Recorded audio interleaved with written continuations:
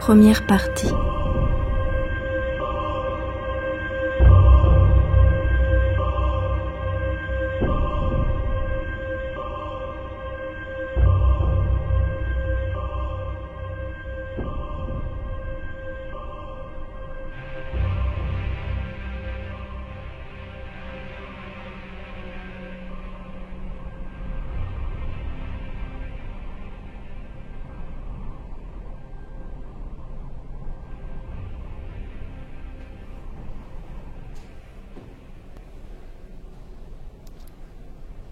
Qui voilà? C'est-y vous, Fémy? Oh Dieu, que vous m'avez fait crainte. Par où que vous êtes montée sans plus de bruit qu'une belette, mademoiselle Fémy? Par la voir, donc. Drôle de gardienne que vous faites, mademoiselle Céleste. Votre presbytère, on y entre comme dans un moulin. Oh, ce vent, il m'a cinglé les os. Faudrait mieux vous coucher. Votre curé arrivera pas cette nuit, vous pouvez me croire. Oh, savoir, ma petite. Un jeune curé, y a pas plus impatient, plus naïf. C'est sa première paroisse, voyez-vous. Avec ça, il connaît sans doute rien à nos montagnes. C'est le vent. Là qui tourne encore plus au nord, entre les aiguilles noires. Oh, ça ne présage rien de bon. En voilà deux tout de même, deux curés que je vois mourir ici. Bast, le jeune aura bientôt fait de guérir vos humeurs noires. Est-il vraiment si jeune que ça, mademoiselle Céleste? Oh oui. Enfin, je le suppose. 25, 30 peut-être. 25 ou 30? A-t-il seulement l'idée d'une paroisse perdue comme voilà celle-ci, à 10 lieues de la ville et des routes? On pourrait crever sans confession 5 mois sur 12. Oh, je le plains, moi, ce garçon. Ce garçon? Non mais voyez comme elle vous dit ça. Oh, l'effronté. Ah oui, quoi, un garçon. Et si fiero qu'il soit, sûr qu'il n'emmènera pas large quand demain il rendra visite à monsieur le maire. Pensez, ils l'ont attendu dans le froid 2 heures durant. Et quand la patache est arrivée, pas plus de curé que sur ma main. Possible qu'il ait été retenu à Grenoble? Enfin, mademoiselle Céleste, couchez-vous donc au chaud. Une nuit est bientôt passée.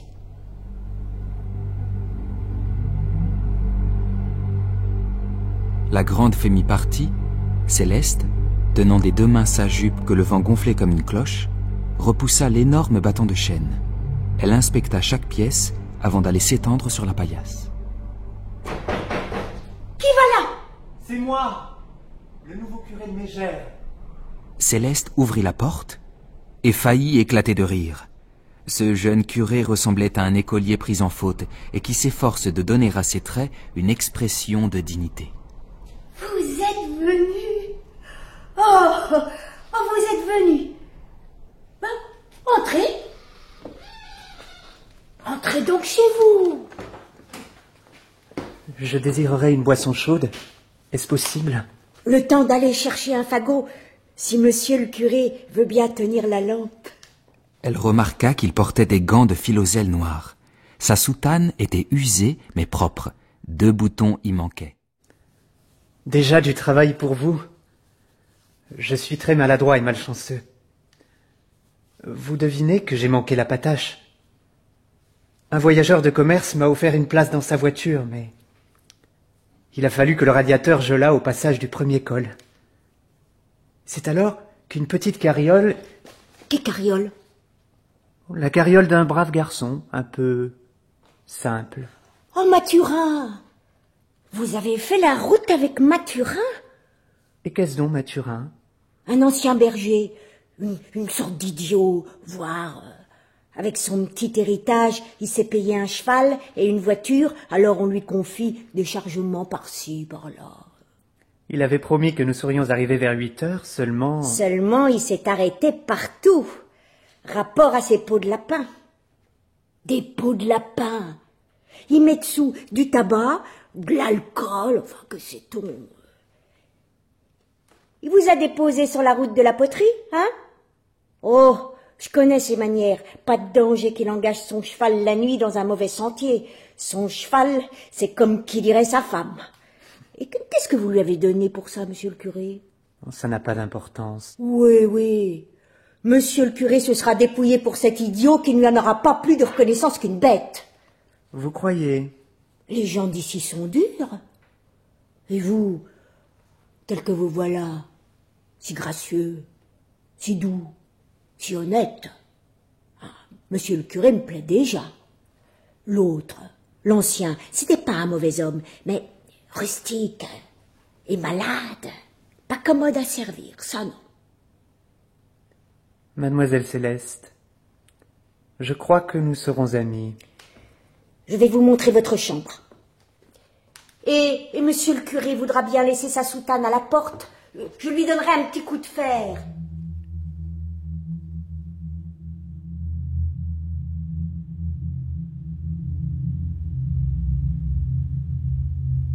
La vieille bonne s'endormit, rassurée. Le vent était tombé. Dans son sommeil, elle crut entendre battre le volet de la cuisine. Elle se dirigea vers sa porte, à tâtons, l'ouvrit. Le jeune curé de Mégère était devant elle. Je vous demande pardon. J'ai entendu. Entendu quoi? Dehors, par la fenêtre. Venez. Qu'ai-je là devant moi? La nuit? Il fait plus noir que dans un four? Quoi donc que vous avez vu? Je n'ai pas vu, j'ai entendu. Qu'y a-t-il dans cette direction? Je sais pas, des pâtures. Et au-delà des pâtures? Y a rien. Le village est dans notre dos, il y a le château. Mais quoi donc que vous avez cru entendre? Je n'ai pas cru entendre, j'ai entendu. 2 cris, suivis d'un coup de feu. Il faut m'accompagner en haut du sentier. Montrez-moi le chemin. C'est elle qui le suivit en silence. Il allait très vite sur ce mauvais sentier, avec une assurance de somnambule. Autour d'eux, l'air était froid et calme. Mademoiselle Céleste, peut-être me suis-je trompé après tout. C'est bien possible. Le cœur de Céleste battait à grands coups sourds dans sa poitrine, mais elle s'attachait simplement au pas de ce prêtre inconnu qu'elle eût désormais suivi n'importe où, aussi désarmé qu'une enfant. Trompé ou non, nous devons aller jusqu'au bout. N'eussions-nous qu'une chance, cette chance est celle d'une créature humaine en péril. Qui habite là? C'est la maison de Fémie, votre sonneuse, monsieur le curé. Est-elle capable de donner l'éveil? Fémie? Oh, mon Dieu, elle pourrait réveiller tout le canton.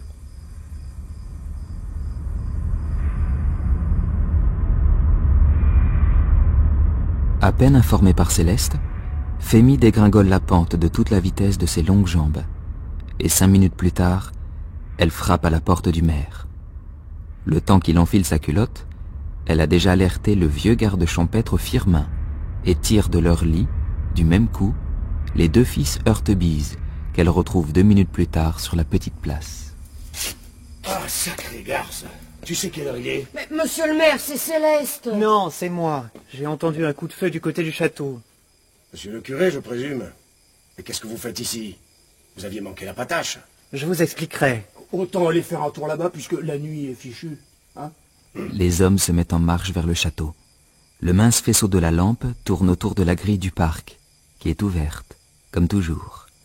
Ce parc n'est d'ailleurs qu'un médiocre jardin de 2 hectares envahi de ronces. On a l'air d'idiots, là. Qu'est-ce qu'on vient foutre ici à cette heure? Supposer qu'un type ait fait le coup, sûr qu'il aurait filé. Et quel coup, Firmin? Supposer que j'ai dit une supposition, rien de plus. À mon sens, il s'agirait de passer derrière la bicoque. Parce qu'ici, tu pourrais crier tout ton chou, tirer au pistolet, je vais être pendu si on t'entendrait du presbytère. Sûr que la chose a dû se passer du côté opposé. Et quelle chose? Oh, fais ce que tu veux, après tout, c'est toi le maire. Bon, autant voir. Et si nous ne voyons rien, je vous ramène. Il n'y aurait pas de bon sens à réveiller ces gens-là.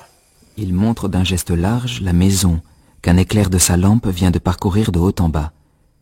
C'est un grand cube de pierre, d'une tristesse que ne réussit à égayer nulle saison. Madame Beauchamp, qui l'habite depuis une dizaine d'années, est la très vieille veuve d'un officier de marine. Elle y vit en compagnie d'une ancienne religieuse sécularisée de Notre-Dame de Sion, Madame Louise, qui lui sert de gouvernante. Et la petite bonne de 15 ans, Philomène, couche sous les combles. Madame Beauchamp a peu de relations. On raconte qu'elle a été très belle, que son mari l'adorait, et qu'elle a fait avec lui le tour du monde. L'autre côté du parc est moins broussailleux mais fort escarpé. Le chemin serpente à travers un maigre taillis pour descendre à pic vers la roue de Dombasle. C'est dans ce chemin que s'engage le maire. Les deux fils Heurtebise fouillent les buissons à sa droite, le garde champêtre un peu plus loin, à sa gauche. Tiens, voilà Drumeau qui sort des plumes. Oh, Drumeau! Qu'est-ce qui se passe? T'as entendu quelque chose cette nuit? Des cris? J'arrive. Ce Drumeau bûcheronne dans la forêt de Servières que ses ancêtres n'ont pas quittée depuis des siècles. L'ancien curé l'a promu fossoyeur et il chante le dimanche au lutrin. Des cris? Vous voulez rigoler? Votre curé les aurait entendus du presbytère? À plus de 500 mètres d'ici, et pas moins? Des blagues. Il y aurait aussi eu un coup de feu. Un coup de fusil? Non, de pistolet. Enfin, qu'on suppose. Un claquement. Un claquement. Votre curé dit qu'il a entendu un claquement. Et comment diable il était là, ce curé? Puisqu'il avait manqué la patache. Et il est venu dans la voiture de Mathurin, tard dans la nuit. Mon Dieu, les gars! Un Maccabée!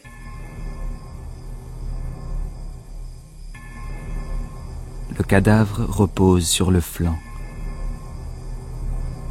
La tête disparaît dans un coussin de feuilles mortes, ramené en tas sous les épaules. Le sang déjà figé par le froid fait à la hauteur des reins une plaque de boue noirâtre, hérissée d'aiguilles de pin. Il a été descendu par derrière. C'est un gars, tout jeune gars, pas du pays. Ça n'a pas l'air d'un mauvais garçon. Vous êtes sûr qu'il est bien mort, hein? Ah ouais, mais qu'est-ce qu'il est venu foutre ici en pleine nuit? Et dans ce costume encore.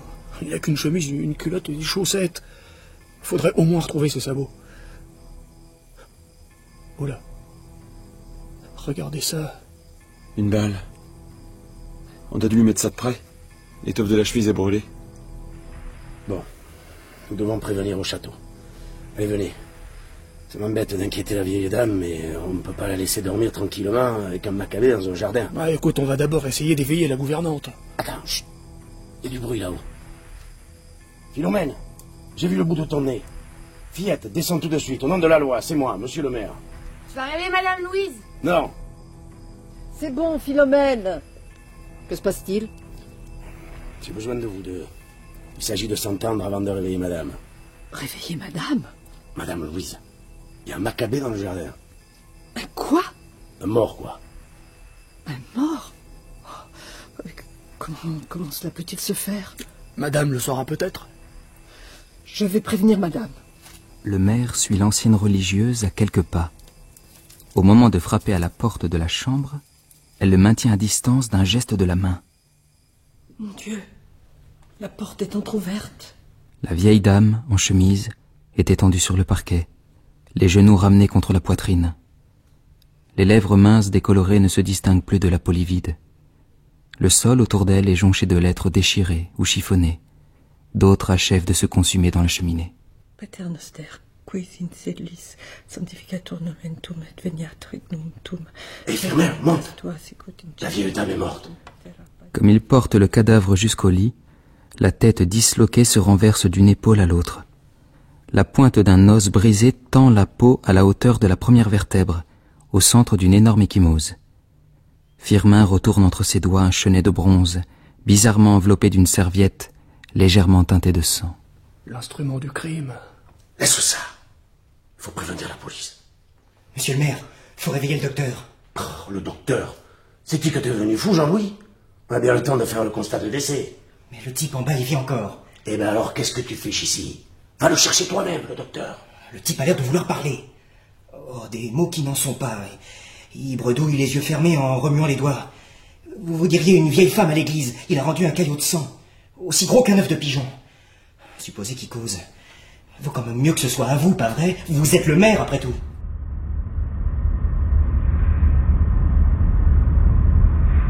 Le maire se rend au chevet du blessé.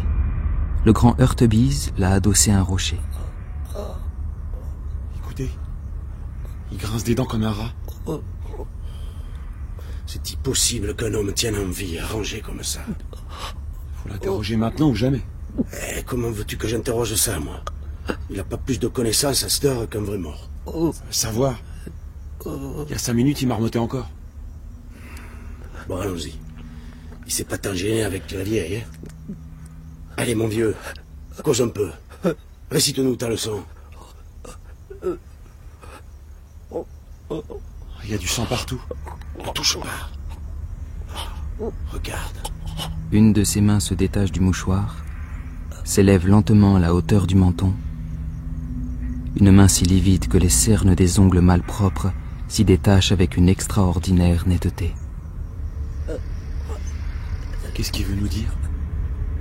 Rien. Il fait son signe de croix.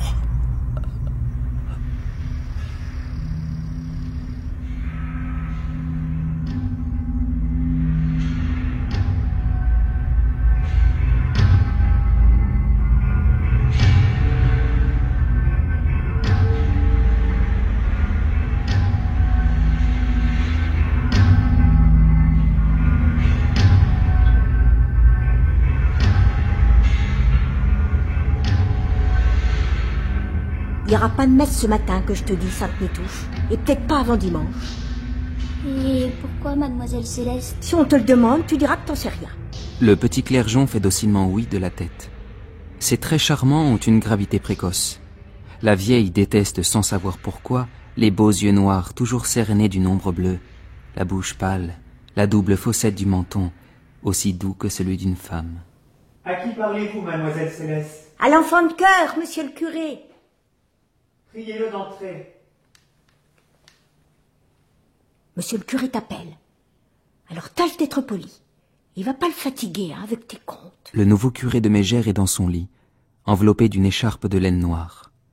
Une couverture est jetée sur ses jambes, et il tient son bréviaire d'une main, tandis que l'autre caresse le front de l'enfant de cœur. Il dessine vaguement une croix. Comment vous appelez-vous? Gaspard André. Votre nom de famille?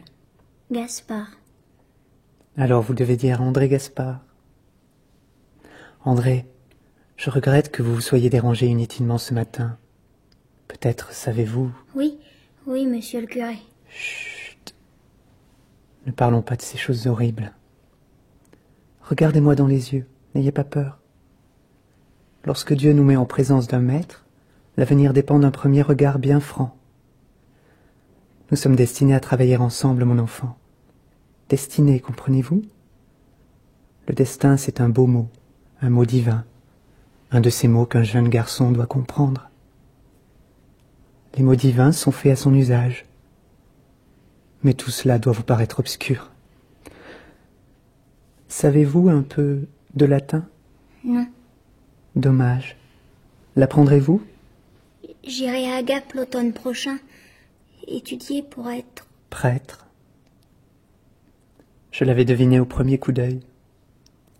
Mon enfant, vous serez plus tard comme un prêtre et seul, même dans une honnête paroisse comme celle-ci. Je regrette de ne pas pouvoir aller maintenant jusqu'à l'église. J'ai sûrement pris la fièvre cette nuit. Voilà le grog de monsieur le curé. Et vous fatiguez pas tant. Vous avez raison, mademoiselle Céleste. Les vieilles gens sont plus faciles à séduire qu'on pense. Il suffit de paraître tenir compte de leur avis. La main du jeune curé caresse le front de l'enfant, ses joues. Nous sommes de pauvres gens, de très pauvres gens. Nous n'aimons pas le bon Dieu aussi naturellement que nous nous aimons nous-mêmes. Le péché originel le veut ainsi. Mais nous pouvons prendre l'habitude de la prière. La prière devient une habitude, une chair, la plus chère de nos habitudes. Je voudrais... Excusez-moi. Je voudrais vous ressembler un jour. N'est-ce pas cela que vous alliez dire? Oui. Maintenant, André, prions. Quel drame affreux. 2 cadavres. Mais Dieu l'a ainsi voulu. 2 cadavres? Je croyais... Que croyez-vous, André? Il disait tout à l'heure que l'homme était encore en vie. En vie? Madame Céleste, est-il vrai que... Vous m'avez menti? Vous le saviez? Ce n'était qu'un bruit. On dit tant de choses. La gendarmerie est sur les lieux depuis 5 heures. Paraît qu'on laisse plus passer personne. C'est ce qu'on va voir. Passez-moi ma soutane et mes chaussures. Vous, André, menez-moi là-bas par le plus court. Est-il possible d'éviter le village? Je ne veux pas qu'on me croie capable de favoriser une opération de police.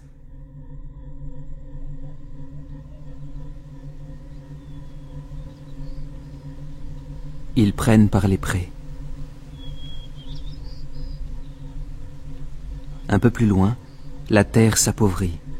Le rocher affleure, la pente se couvre de bruyères et d'ajoncs. Au sommet de la colline, le curé est à bout de force et doit s'asseoir sur une pierre.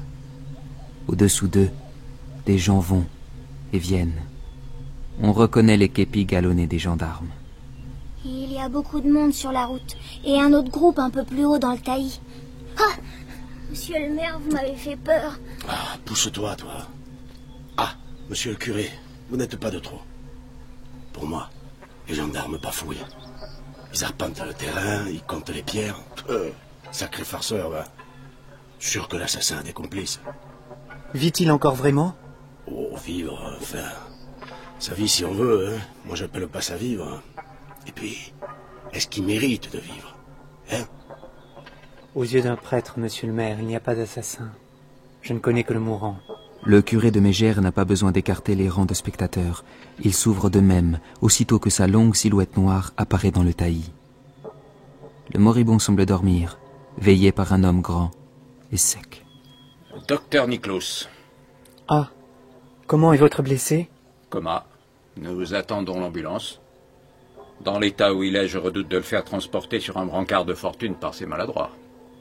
Sans connaissance? Coma. On ne sait rien. Qu'il ne voit pas, c'est sûr, pour la bonne raison que le muscle des paupières ne sera détendu que par la mort. Mais il est possible qu'il entende aussi bien que vous et moi. En silence, le prêtre s'approche du moribond, s'agenouille et commence de prier. D'un accord tacite, ils s'écartent tous, les uns après les autres. Le médecin lui-même s'éloigne pour fumer une cigarette. Docteur, il est mort. Du moins, je le crois. Vous en êtes sûr? Et vous, docteur? Faites voir. Non, pas mort, c'est bizarre. La respiration est embarrassée, mais le cœur se défend. On peut quand même pas le laisser là. Gendarme, vous parlez comme un imbécile. Le moribond est intransportable. Intransportable, vous comprenez? Monsieur le juge d'instruction nous demande tous là-haut. Rassemblement.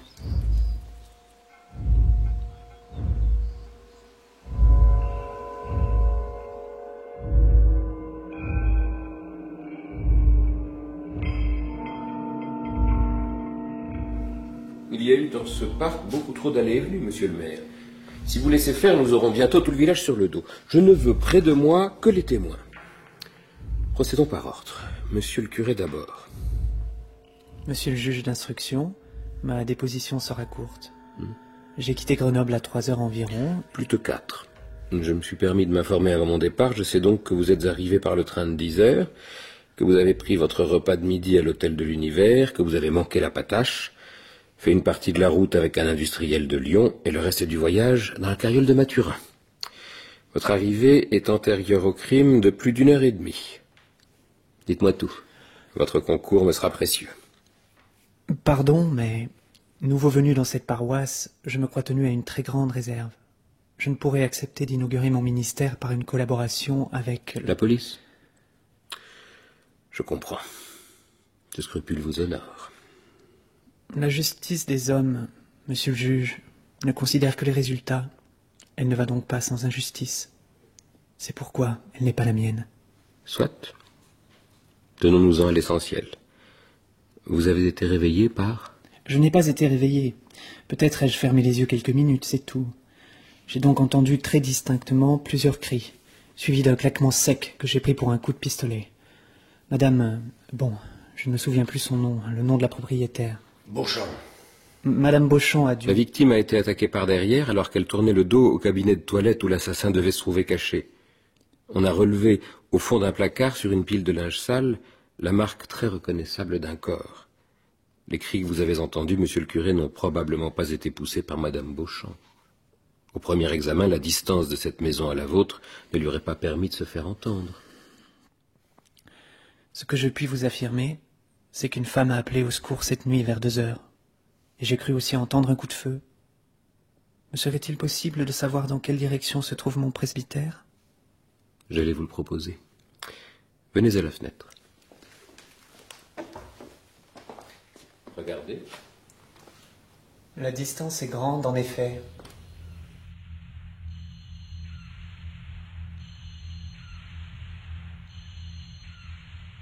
Le prêtre revient s'agenouiller près du lit de la morte et prie longuement, la tête dans les mains.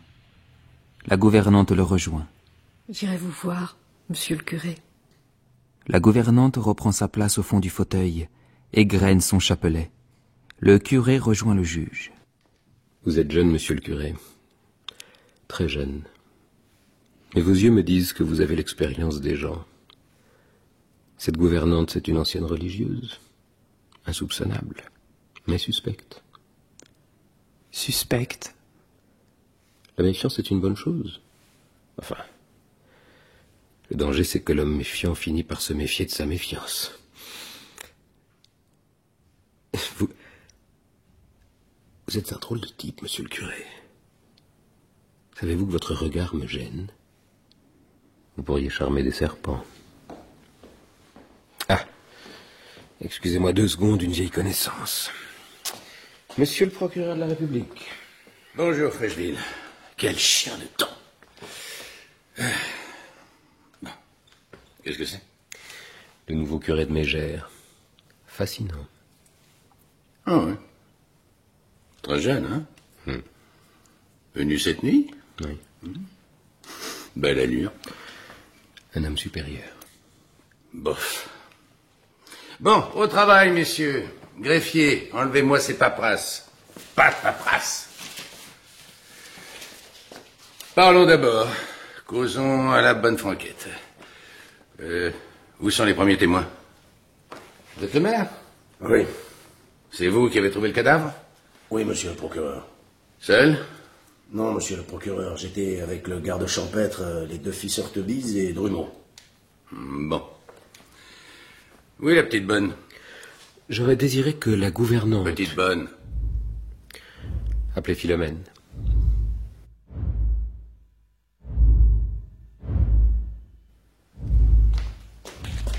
Ah, Philomène Depuis, 17 ans. En service chez Madame Beauchamp depuis le mois d'août. J'écoute. Allez, mignonne, te trouble pas. Tu as un amoureux? Oui, monsieur. Non? Si, monsieur. Je te demande son nom. Cet amoureux, il s'appelle comment? C'est le fils à Madame Roire, monsieur. Depuis quand? La foire de Molène. Il vient ici? Oui, monsieur.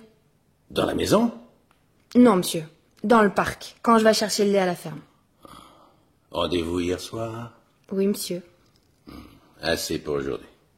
Tu peux disposer. Sacrée matine, hein? Elle me rappelle quelqu'un.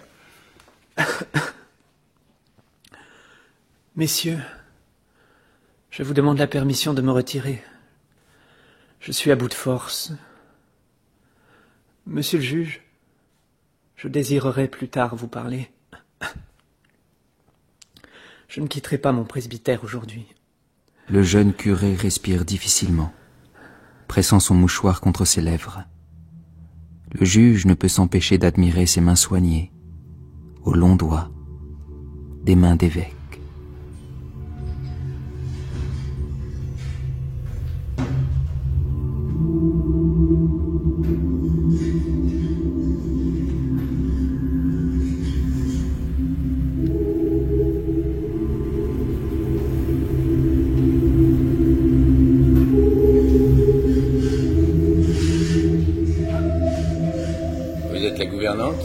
Oui.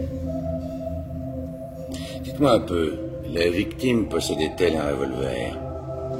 Oui, monsieur. Il est là, d'ordinaire, dans le tiroir de ce secrétaire. Ah, il était là. Il n'y est plus. Madame Beauchamp n'y attachait aucune espèce d'importance, monsieur le procureur. Elle n'était pas craintive. Nous n'avions d'ailleurs aucune raison de craindre qui que ce fût. Votre maîtresse, le cas échéant, eût-elle été capable de se servir d'une arme à feu? Certainement. C'était la femme d'un militaire. A-t-elle tiré cette nuit? Non. Pourquoi non? Parce que je l'aurais entendu, je dors très peu. En somme, vous assuriez seul la surveillance de cette maison? Oui, monsieur. Madame Beauchamp ne s'occupait de rien. Ce que je faisais était bien fait. Alors vous auriez dû savoir que votre petite bonne avait un amoureux. Oui, monsieur. Il s'agit du fils Rouard, un bon garçon. Madame s'intéressait à l'établissement de Philomène, et je crois qu'elle lui eût fourni une petite dot. Nous avons recueilli cet enfant après son passage à Grenoble, où elle était tombée dans de mauvaises mains. Mauvaises mains. Admettons. Bref, j'ai simplement noté les coïncidences. Un homme a été blessé d'un coup de feu. Un revolver a disparu. La bonne a un amant. Alors les circonstances du crime semblent prouver que son auteur a été très bien renseigné. Par qui? Et puis je m'étonne aussi que vous ne soyez pas encore allé voir le moribond. Monsieur le procureur jugera sans doute que j'ai déjà ce matin rempli des devoirs assez pénibles. Les forces d'une vieille femme ont des limites, monsieur. Et puis, si le moribond m'était connu, il le serait aussi des gens de Mégère.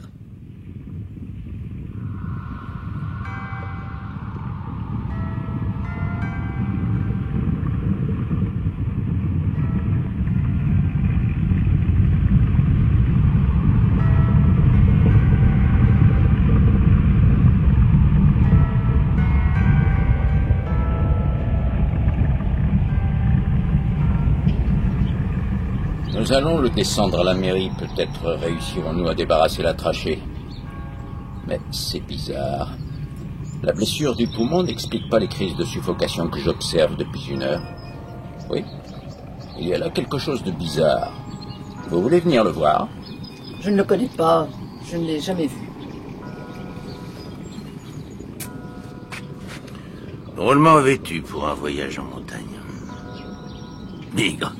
Une chemise en flanelle d'excellente qualité. Une vieille culotte. Pas de chaussures. Comment expliquez-vous ça, monsieur le juge d'instruction? L'individu portait une amulette ou quelque chose d'approchant. Une croix, peut-être. La trace en est visible à la base du cou. Le costume n'est pas ordinaire. Notez aussi que les mains sont sales, mais sans déchirure ni calme. Déguisé en vagabond, hein, Freshville? Déguisement... N'oubliez pas qu'une première enquête a révélé les traces d'une assez longue station du meurtrier au fond d'un placard. J'en puis conclure qu'il a dû circuler dans la maison avant de trouver sa cachette. Et on ne traverse pas une maison silencieuse en paletot de fourrure avec des souliers ferrés. Pour expliquer la présence ici de l'assassin, dans ce costume, il suffit d'imaginer qu'il s'est enfui avant d'avoir pu remettre la main sur son paquet de vêtements dissimulé dans un coin du jardin.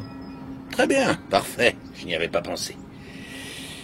La raison de la fuite précipitée se devine. Le coup de feu a été tiré par la vieille dame, et l'assassin ne songeait plus qu'à disparaître au plus vite avec une balle dans la peau. Tiens, regardez-moi ça. Le docteur enfonça ses doigts dans la bouche ouverte du vagabond pour en extraire un caillou gros comme le pouce, souillé d'une bave sanglante. Que signifie? Oh, peu de choses. Il a mordu la poussière, hein? Sans doute s'est-il débattu la face contre le sol. Monsieur le procureur, je vous demande la permission d'accompagner le blessé jusqu'au village. Allez avec le docteur, Freshville. Moi, je retourne au château. Vous savez, docteur, le procureur rentrera à Grenoble, alors c'est moi qui orienterai l'enquête. Pas dommage. Le vieux déraille. J'ai connu assez brillant jadis à Narbonne. Vous l'avez vu avec la petite bonne? C'est sûr qu'il l'a connu dans une rue chaude à Grenoble. Un magistrat saisi par la débauche ne devrait exercer qu'à Paris. Le juge d'instruction doit se méfier de tous, et d'abord de son procureur. Vous avez vu? Je n'ai pas insisté au sujet du caillou. Une question. La blessure de la balle a-t-elle causé une hémorragie immédiate?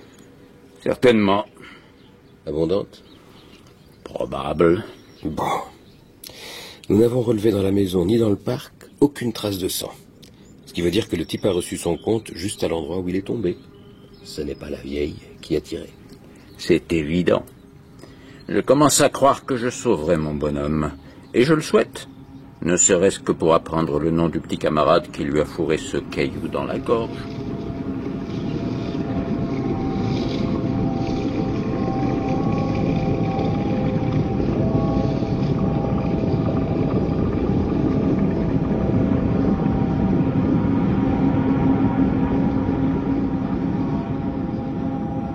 À travers le torchis de la masure, le vent soufflait si fort que la flamme du foyer se couchait sur les cendres, avec un hoquet de fumée. Allons, Mathurin, tu en as trop dit ou pas assez? J'ai vu une femme. Sûr que je l'ai vue, mon brigadier. Une vraie femme avec un caraco de poil. J'aurais pris aussi bien pour une bête. Reprenons l'histoire depuis le début. T'as rencontré le curé un peu au-delà de Servières. Bon. Tu l'as amené jusqu'à l'entrée du bourg. Il est descendu haut de la côte. Ça va. Le chemin mène droit au presbytère par moyen de se tromper. Ça va encore. Jusqu'ici, rien de cloche. Excusez, brigadier. Il aurait pu bifurquer sur la droite par le Raidillon. Oui, justement. Quoi, oui? S'agit pas de dire comme nous, t'es libre. J'ai cru que le curé s'était trompé. Une idée seulement. Ouvrant les yeux, je me suis dit, tiens, j'ai dormi. Mon cheval s'était mis au travers de la route et la charrette a bien failli se mettre sur son cul. Tu dors dans ta voiture maintenant? À pas 500 mètres de ta cambuse? Fallait que mon cheval souffle, pardi. J'ai fermé les yeux et le froid m'a saisi. Bon. Tu débarques le curé et tu t'endors. Soit. Tu ouvres les yeux. Et quoi que tu vois en ouvrant les yeux? Une espèce d'ombre qui se défile par le chemin de la hure. J'ai prise pour un chien perdu. Sacré menteur! Il a dit, voilà pas 5 minutes, une femme en caraco. Écoute, Mathurin, fais-moi plaisir. On va trinquer tous les trois.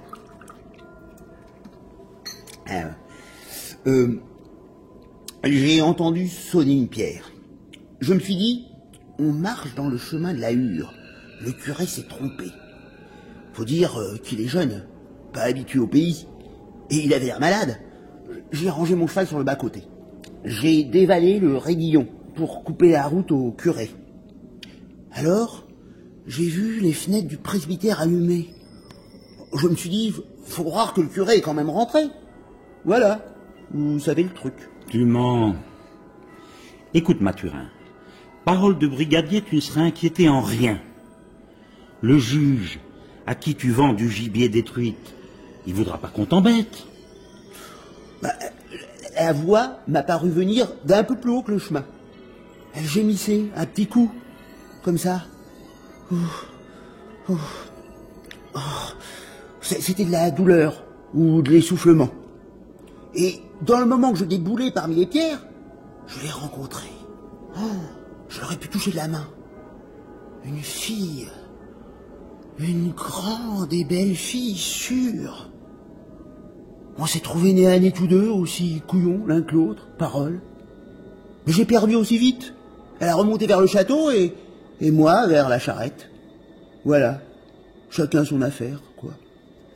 T'as pas rêvé, Mathurin?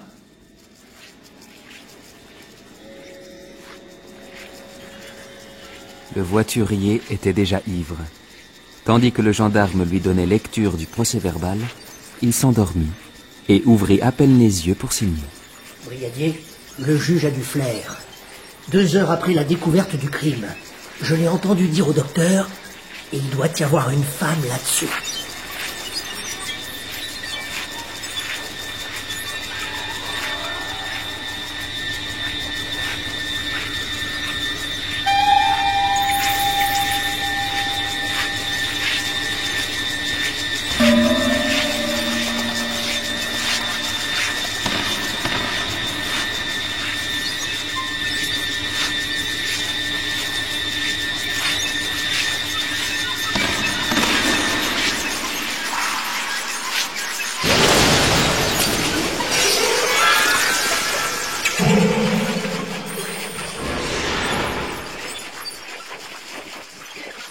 Le docteur de Mégère sortait du presbytère, lorsque le juge y entra. On a retrouvé l'arme du crime, le revolver de la vieille dame, juste sous la fenêtre du cabinet. À croire qu'on l'a jeté de là-haut, sauf que les persiennes étaient closes. Drôle de fantaisie qu'aurait eu l'assassin de fermer le volet avant de déguerpir avec une balle dans la peau, et à moitié nu. Et notre jeune curé, malade?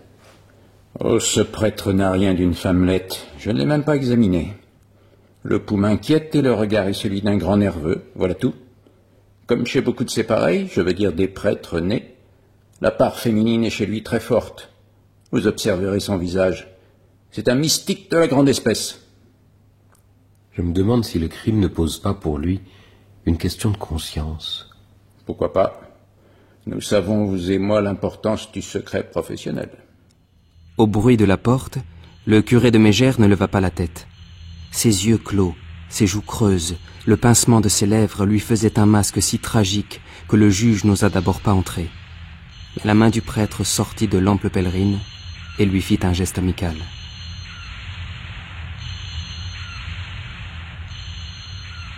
Je suis si content que vous soyez venu. Monsieur, croyez-vous en Dieu? Certes, les hommes me dégoûtent trop. Ne plaisantez pas. Vous avez devant vous un homme malheureux. Je suis dépositaire d'un secret. Vous êtes libre? Non, je ne suis pas libre. Si je l'étais, je ne vous aurais pas reçu. Rien ne presse. L'enquête suit son cours. Il est facile d'attendre que votre santé... Ma santé? Ma santé n'importe pas du tout. La santé, c'est un mot qui m'écœure. Cela remplit la bouche, comme tous les mots que les hommes ont inventés pour se donner l'illusion de la sécurité. Vous êtes sévère. Il n'y a pas de sécurité. Pour les hommes supérieurs, soit. Mais les hommes ordinaires. Les hommes ordinaires n'ont dans la bouche que les mots de raison, de bon sens. Pauvres types. Ils finissent toujours par tomber en pleine extravagance. Leurs folies sont aussi diverses que leurs visages. Il n'y a pas de folie pareille dans le monde. Il arrive parfois. On est tout près. Enfin, qui de nous n'a été tenté d'en finir d'un seul coup avec cette sécurité imbécile? On voudrait leur ouvrir les yeux, coûte que coûte. Oublions les hommes ordinaires. Parlez-moi de Madame Louise. Vous êtes un homme fin. Fin et subtil. C'est pourquoi je ne ruserai pas avec vous. Je vous demanderai seulement de m'éviter tout contact direct avec la police et les enquêteurs. Mais mon devoir... Monsieur, vous me l'épargnerez. Qui sait si les renseignements dont je disposerai bientôt peut-être ne vous permettront pas de clore une instruction qui semble vous promettre plus de déboires que de plaisir. Je vous entends. Enfin, que veut-on que je sache d'un crime commis dans un pays inconnu de moi, sur une malheureuse personne dont j'ignorais hier l'existence? La victime est morte et l'assassin aussi, le mal est fait, non? Le mal commis est donc irréparable, et la société ne saurait même plus s'en venger sur son auteur. Je voudrais que le problème fût aussi simple. Évidemment, il ne l'est plus si on sort du domaine des faits pour entrer dans celui des mobiles, ce que nous appelons les intentions. Et ce domaine est pratiquement illimité. Justement. On ignore quelles difficultés nous rencontrons dès qu'il s'agit de rassembler sur tel ou tel les renseignements nécessaires pour dégager un individu de son apparence sociale. On enseigne que le corps humain se renouvelle tout entier jusqu'à la dernière cellule en une dizaine d'années.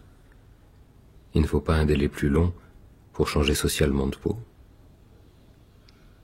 Il y a dans notre affaire pas mal de gens peu déchiffrables.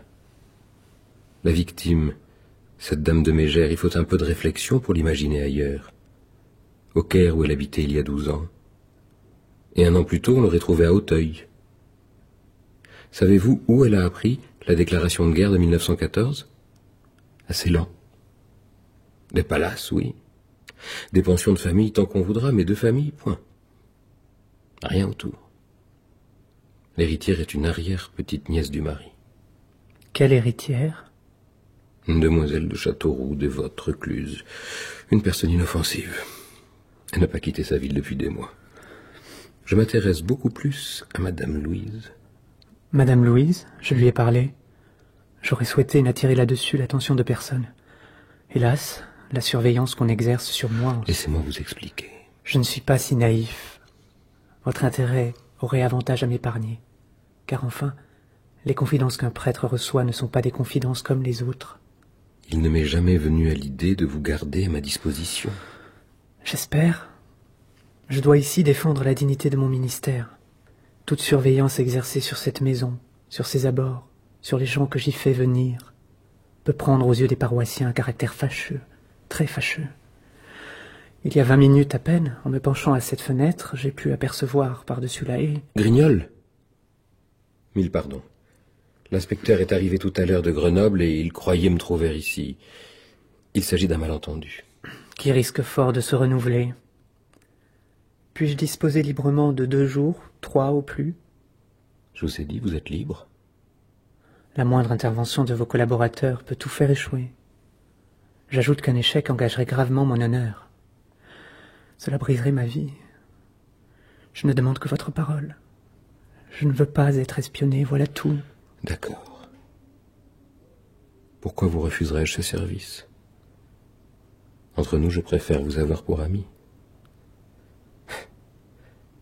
Vous êtes extraordinaire. Le prêtre le plus extraordinaire que j'ai jamais vu. Expliquez-vous. C'est une impression complexe. Peu de choses. Enfin, j'ai quelque expérience du visage humain. Expérience professionnelle. Eh bien, il y a dans les traits du vôtre une sorte de contraste. Je vous fais l'effet d'un imbécile. Ce contraste est dans votre esprit. Alors disons une expression presque enfantine, alors que, même au séminaire on a dû vous le dire, je parle de votre ascendant. Cette force. Un prêtre de votre âge n'a pas d'habitude, cette assurance profonde qui... On croirait que vous avez longtemps vécu. J'ai souffert. Cela revient au même. Mais rassurez-vous, ni au séminaire, ni ailleurs, personne ne s'en est jamais soucié. Excusez-moi. Ai-je votre parole? Vous l'avez, sans condition. Et par curiosité, ce que vous me demandez n'est pas sans rapport avec votre entretien avec Madame Louise, la gouvernante. Une ancienne religieuse, n'est-ce pas? Ça a des secrets. Madame Louise, je vous donne ma parole de prêtre que cette personne est irréprochable. Vous commettriez une cruauté, une grande cruauté, en cherchant à lui arracher un secret qui serait inutile à l'enquête. Et même, peut-être me verrais-je dans l'obligation de faire venir près de moi Madame Louise. Cela, je vous l'affirme sur ma conscience sacerdotale.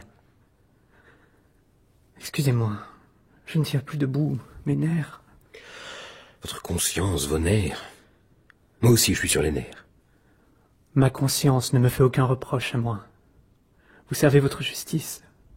Tout indigne représentant que je sois d'une justice supérieure à la vôtre, d'un pouvoir au-dessus de tous les pouvoirs, je ne puis rien. Je suis désarmé comme un enfant. Je vous regarde vous agiter autour de ces 2 cadavres avec un sentiment de dégoût. Une espèce d'horreur dont je ne suis pas maître. Un crime, un meurtre. Cela m'apparaissait tellement simple. Une vie de plus ou de moins, alors que chaque minute en moissonne des milliers à travers le monde. Et maintenant, je vois que chaque crime crée autour de lui une sorte de tourbillon qui attire vers son centre les innocents et les coupables. Le criminel et son juge. Et vous vous imaginez? Oh, mon Dieu. Le curé glissa sur les genoux, battant l'air de ses bras, et s'écroula. Son front cogna contre le mur. Le juge resta un moment immobile, portant son regard avec une rapidité extraordinaire aux 4 coins de la chambre, puis le ramena sur le corps inerte, étendu à ses pieds. Son hésitation ne dura qu'une seconde, mais la curiosité à son paroxysme marqua tous ses traits jusqu'à faire de ce visage poupin, le temps d'un éclair, une sorte de visage grimaçant.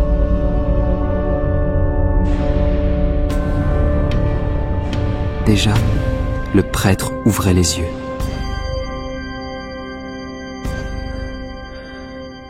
Je vous demande pardon. Je suis sujet à ces sortes de crises. Le mieux, sans doute, est de me mettre au lit. J'ai abusé de vos forces. C'est à moi de vous demander pardon. Il fit en même temps, et probablement à son insu, le geste de quelqu'un qui remet à plus tard une besogne urgente, se détourne à regret de l'occasion perdue. Mais l'occasion perdue ne se retrouverait plus.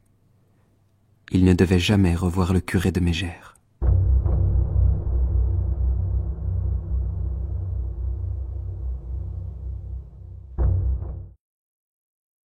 Seconde partie.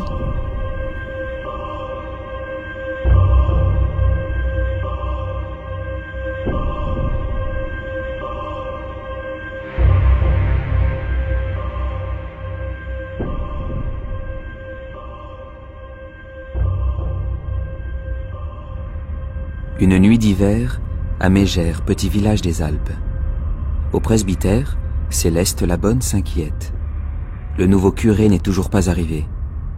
Il a dû manquer le train et se débrouiller seul dans cette contrée oubliée des hommes et de Dieu.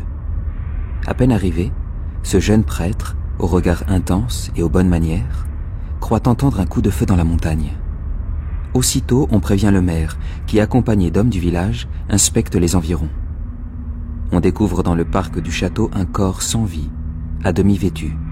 Sans doute un vagabond. Quand le maire veut prévenir la châtelaine, une vieille veuve très riche, vaguement excentrique, qui vit recluse entre sa gouvernante, une ancienne religieuse, et sa petite bonne, il la découvre étendue sur le parquet de sa chambre, morte. Des papiers brûlent dans la cheminée. Le lendemain matin, le nouveau curé de Mégère reçoit l'enfant de cœur, André, dans le regard exigeant duquel il reconnaît l'enfant passionné qu'il était encore récemment. Ce petit clergeon informe son curé que le vagabond n'est pas mort. Le curé veut aussitôt assister cet homme dans la souffrance, et malgré son état de faiblesse, il se rend sur le lieu du crime. Le docteur est déjà là, qui fait l'étrange trouvaille d'un gros caillou dans la gorge du mourant. Au château, le juge vient d'arriver. Il se débarrasse vite du procureur, dont les soupçons s'égarent sur Philomène, la petite bonne d'une moralité suspecte. Le brigadier, de son côté, interroge Mathurin, le voiturier ivrogne qui a convoyé cette nuit le curé depuis la vallée après qu'il eut manqué le train. Mathurin a cru voir une femme errer dans la campagne. Le juge tente de reconstituer le parcours du vagabond. S'est-il introduit dans le château? A-t-il tué la vieille veuve? Avait-il un complice qui s'est débarrassé de lui? Que faisait-il dans la montagne, à moitié nu? Et que cache l'ancienne religieuse, la gouvernante? Dans ce village de gens frustes, le juge n'a guère d'interlocuteur, et ni personne, ni indice auquel se raccrocher. C'est ainsi qu'il tombe sous le charme du jeune curé, personnage fascinant, et entame avec lui une relation qui dépasse l'événement pour aborder la nature même du crime, du meurtre, et confronter sa justice, celle des hommes, à celle de Dieu. Le curé de Mégère semble cacher un secret terrible qui l'étouffe et l'enflamme, mais il est pris d'une crise et s'écroule aux pieds du juge.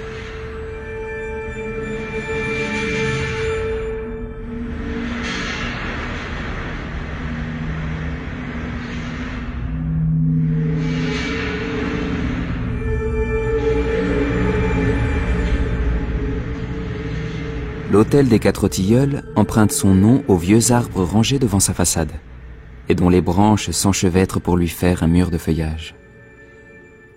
Madame Simplicie et ses deux filles quinquagénaires ne s'en soucient guère, donnant tous leurs soins à leur belle épicerie de campagne, dont l'odeur rance imprègne les chambres. Celle du juge d'instruction est la plus vaste, mais elle se trouve au-dessus du magasin, et dès 5 heures du matin, la porte bat, puis tombent de l'église les rafales de l'Angélus. Néanmoins, monsieur le juge s'attarde un peu sous l'édredon. Il a plu toute la nuit, et l'eau fume encore au flanc des pentes pompées par le soleil. La journée sera belle. Et c'est tant mieux, parce que celle d'hier compte parmi les plus lugubres de ma vie. L'enquête s'étouffe. Pas le moindre petit fait nouveau, rien. Il ne se passe rien. L'affaire semble classée. Quelques heures ont suffi pour mettre la gouvernante hors de cause, puisque le coup qui a brisé l'échine de la vieille dame n'a pas été asséné par un gringalet. Une femme peut-être, mais vigoureuse. Ni l'ancienne religieuse, ni la petite servante ne sauraient être soupçonnées.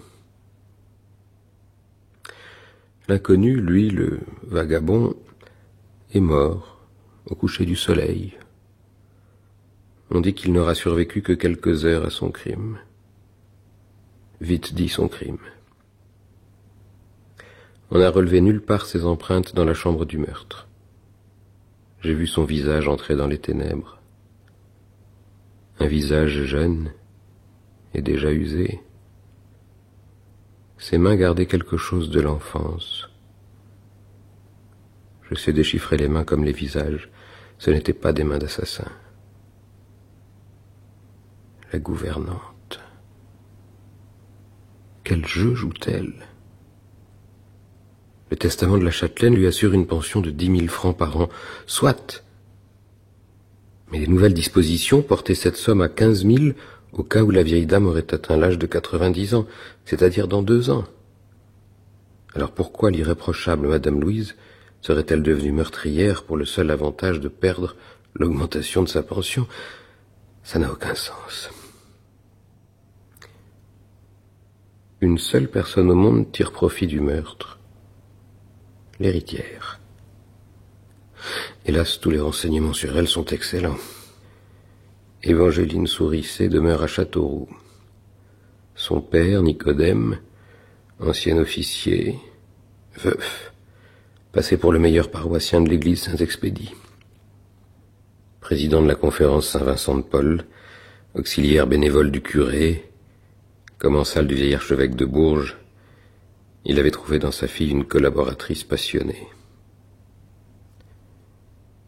Devenue orpheline, Évangeline Sourisset a continué de mener dans sa petite maison une vie recluse, chaste et austère, en seule compagnie d'une amie, sans doute une lointaine parente, aussi discrète et dévote qu'elle. Le ciel s'était couvert de nouveau. Une pluie rageuse crépita sur les vitres. La vieille dame, de conviction voltairienne, n'a jamais pardonné au père, ce Nicodème, d'être devenu sur le tard une sorte de jésuite. Elle n'a jamais accepté de recevoir sa petite nièce. Alors pourquoi ne pas l'avoir déshéritée? Le petit juge ne pouvait se dégager d'une rumination poursuivie toute la nuit. Il lui semblait tenir le mot de l'énigme, quelque part dans son imagination. Et toujours, un visage revenait, celui du curé de Mégère. Ça va pas, brigadier? Le curé vient de foutre le camp. Entrez, bougre d'idiot. Mais le curé... Vous allez ameuter tout le village, monsieur le curé. Eh ben, il n'est pas sous mandat d'arrêt, que je sache. Monsieur le juge, les circonstances me paraissent suspectes. Et pourquoi ça, suspect? Monsieur le curé se disait malade. Il l'était. Il a eu hier devant moi une syncope. Mais il a disparu sans même prévenir sa bonne. À quelle heure? La bonne l'a vu la dernière fois dans la soirée. Elle l'a trouvé plutôt mal. Et ce matin, personne. Le lit n'était même pas défait. Et qui peut savoir si notre curé n'est pas simplement sorti faire un tour? Il n'est pas dans le village. Sûr. De plus, il a emporté une valise que mademoiselle Céleste avait rangée elle-même. Et enfin... Allez parler. La bonne l'a laissé hier soir avec l'enfant de cœur. Eh bien, l'oiseau n'est pas rentré chez lui de la nuit. Le juge s'habilla, ouvrit la fenêtre et s'y accouda, pensif. Au-dessous de lui, la place du village formait un tableau familier qu'il associait à des souvenirs d'enfance. Et l'image du curé semblait elle aussi monter des profondeurs de sa mémoire. Il essaya son chapeau, le jeta, se coiffa d'un béret basque et sortit. L'idée lui était venue de gagner le presbytère par un chemin remarqué la veille. Il passa une haie et se sentit trempé jusqu'au ventre, sauta dans un verger où ses pieds firent gicler de la boue. L'eau glacée ruisselait des branches. Soudain, la maison lui apparut. Le village si proche était invisible. Il s'étonna d'avoir fait si vite le chemin et de se trouver au fond d'une cuvette alors qu'il n'avait cessé de grimper. Il fit quelques pas et se trouva au pied du perron. Après un dernier coup d'œil au jardin solitaire, il entra. Le petit clergeon sortit de la chambre. Le juge se précipita vers le foyer pour en extraire avec la main des choses brûlantes, dont un grand portefeuille roussi. Sais-tu que ça pourrait te coûter cher, imbécile? Nous avons besoin de causer, toi et moi. C'est monsieur le curé qui t'a demandé de brûler tout ce que tu trouverais dans sa chambre? Je l'ai fait de moi-même. Regarde-moi en face. N'aie pas peur. Je vais te parler comme à un homme. Je ne te reproche pas de l'aimer. Voilà 10 ou 15 ans, il devait être un petit garçon comme toi. Et tu seras bientôt prêtre comme lui. Ne rougis pas. Tu crois qu'ils me plaisent plus qu'à toi, les gens d'ici? Des brutes. Il s'agit de tenir bon, voilà tout. C'est comme les bêtes. Ne tourne jamais le dos à un chien, il te sauterait dessus. Alors pourquoi notre ami a-t-il tourné le dos? Moi, je ne demande qu'à respecter son secret. Les prêtres sont les prêtres. J'ai servi la messe, moi aussi. Apprends que j'étais si loin de m'opposer au départ de ton ami que nous avions convenu ensemble du jour et de l'heure. Bref, je lui avais donné ma parole de fermer les yeux. Tu comprends? Et voilà qu'il nous file entre les pattes, au risque de mettre la justice en colère. Tu ne sais pas ce que c'est, la justice. La machine est dure à mettre en route. Mais une fois partie, sauf qui peut. Le juge se sentit troublé par les grands yeux fixés sur lui, un regard vibrant d'intelligence, de courage, de sensibilité. Réponds franchement, André. Notre curé t'a-t-il chargé de détruire les papiers? Non. Il avait oublié de rendre la clé de sa chambre. Je l'ai fait pour lui, et j'ai alors trouvé des lettres et je les ai brûlées. Personne ne croira ça. Moi, je te crois parce que c'est idiot. Tu conduirais tout droit ton idole à l'échafaud, rien que pour avoir l'honneur d'y monter avec elle. Ton ami te ressemble, lui aussi dramatise. Son pire ennemi, c'est lui-même. Mais s'il était un homme ordinaire, est-ce que nous serions là tous deux à parler de lui? Tu espères que vous ne vous quitterez plus? Le regard de l'enfant s'assombrit, n'exprima plus qu'une méfiance hostile. Réfléchis. Le curé de Mégère n'est pas libre. Il a des supérieurs. Et toi non plus, tu n'es pas libre. Moi, je te vois très bien bouclé au fond d'un petit séminaire où il y a peu de chances que tu rencontres un autre curé comme celui-là. Mais alors, qu'est-ce que je dois faire, moi? Dites-moi, monsieur. Dis-moi où il est. Je ne sais pas. Tu mens? Non. Je ne comprends pas toujours ce qu'il dit. Mais ça suffit qu'il me regarde. De ce regard si doux qu'il fait peur. Je l'ai supplié de me garder, de m'emmener avec lui, n'importe où. Il m'a serré la tête contre sa poitrine. Nous sommes sortis dans le jardin, il faisait nuit. Il n'y avait plus aux 4 tilleuls qu'une seule fenêtre allumée. Il m'a dit que c'était la vôtre. On lit sur tes souliers crottés comme dans un livre. Tu as conduit le curé par les chemins de traverse jusqu'à la gare de Presles, pour le train de 5h30. Je me trompe? Je le connais, ce tortillard. Et notre ami est descendu à Saint-Romain. Parce que vois-tu, garçon, je sais que s'il a manqué la patache avant-hier, c'est parce qu'il s'est arrêté à Saint-Romain, dont le curé est son ami. C'est moi, son ami. Écoute-moi, Nigo. Va faire un tour là-bas. Et raconte à qui tu sais la conversation que nous venons d'avoir. Dis-lui que je n'exige rien. Sinon qu'il revienne et se tienne tranquille. Et pour ses secrets, mon Dieu, qu'il les garde. Allez, file. Le juge retrouva sa chambre d'hôtel avec dégoût. L'air humide accablait ses nerfs. Il tira de sa poche le portefeuille roussi, un mince carton glissa jusqu'à terre. C'était une vieille photographie. Le juge y vit l'image d'une très jeune fille vêtue de noir, adossée à une de ces absurdes balustrades de carton qui sont le décor favori des photographes de province. Un visage d'une gravité mystérieuse et buté. N'est-elle à longue natte de cheveux ramenés sur l'épaule, cette figure serait sans sexe et sans âge. La révolte est inscrite dans chacun des traits. Et la douleur? Une douleur réservée à l'adolescence, qui marque pour la vie l'orgueil et la sensualité. Ça me rappelle une affaire. Une jeune servante chez une fermière avait assassiné sa maîtresse. Les soupçons s'étaient d'abord portés sur le beau-fils, un dépravé. Il aurait été condamné à mort sans le hasard d'une lettre où la domestique expliquait à la fille de sa patronne, âgée de 15 ans, les sentiments qu'elle nourrissait pour elle en secret. Menacée de renvoi, la servante n'avait pu supporter l'idée d'être séparée de son idole et avait préféré tout bonnement zigouiller la mère de sang-froid. Pourquoi je pense à ça? Repos forcé, monsieur le juge. Vous avez attrapé la grippe. C'est d'ailleurs tout ce que vous aurez attrapé. Au diable cette enquête. À quoi bon chercher la vérité si on a peur de la trouver? Le juge gagna péniblement son lit. Il était brûlant de fièvre. Il ramena l'édredon sur ses jambes.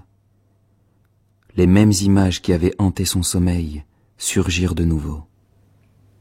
Le curé, son petit clergeon, la servante assassine et l'adolescente de la photographie. Qu'ont-ils donc en commun ces jeunes visages? La même ombre, une ardente gravité, une douceur sévère. J'y suis. Ils ont tous quelque chose d'inachevé, d'équivoque, entre la bête et l'ange.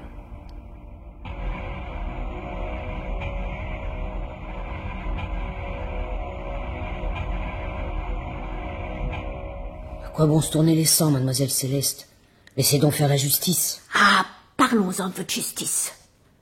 Me voilà-t-il pas seul ici, à présent? Jusqu'à ce morveux d'enfant de cœur qu'ils ont laissé filer. Des garçonnets dans son genre, c'est tout autant malicieux que des filles. Moi, j'aurais pris le gamin par les oreilles et je vous aurais fouetté ça avec une bonne poignée d'ortie, histoire de lui faire retrouver sa langue. Pour dire quoi? La vérité, pardi. Voilà un galopin que je laisse le soir avec monsieur le curé et le lendemain, plus de curé. Qu'est-ce qu'il en a fait? Hein? Il n'aura pas mangé, votre curé, mademoiselle Céleste. Et puis, convenez que ce curé ne fait rien comme les autres. Mais c'est parce qu'il n'est pas comme les autres. Voilà 30 ans que je sers et je connais mon monde.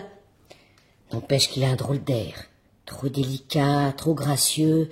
Tenez, il me fait penser à l'instituteur de Cap-de-Vielle. Oh, vous devriez avoir honte. C'est dégoûtant qui a été révoqué pour meurtre. A-t-on idée de faire rougir une femme de mon âge? Mais ne vous en faites pas, ma fine.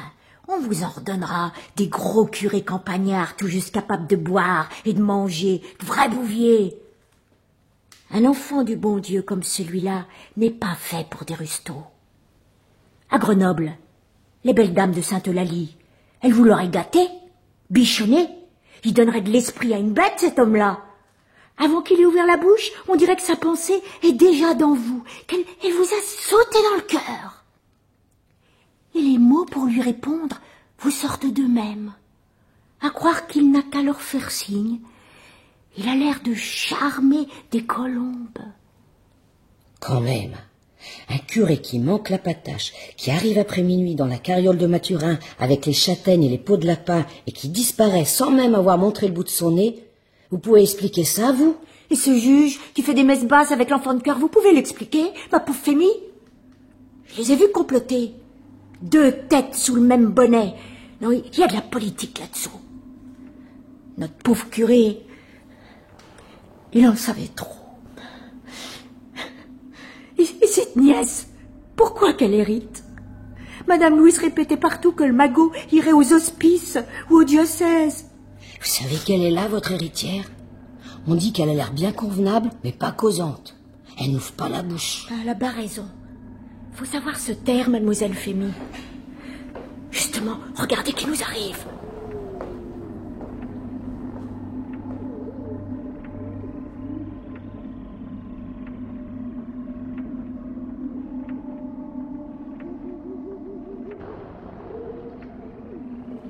Je vous présente l'inspecteur Grignol de la brigade de Lyon. Nous allons faire une expérience. Quand le curé est venu frapper à votre porte, vous dormiez? Oui, je crois. Aucune importance. Ouvrez la fenêtre, puisque, paraît-il, elle était ouverte.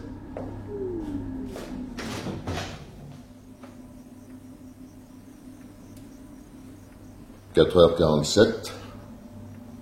Rien. Attendons encore. Vous comprenez, mademoiselle Céleste? Il n'est pas possible d'entendre de cette chambre la détonation d'un pistolet dans le parc. Non. Alors, vous n'avez rien entendu? Moi, non. Mais monsieur le curé... A entendu des voix, comme Jeanne d'Arc. Sortons, Grignol. Vous triomphez.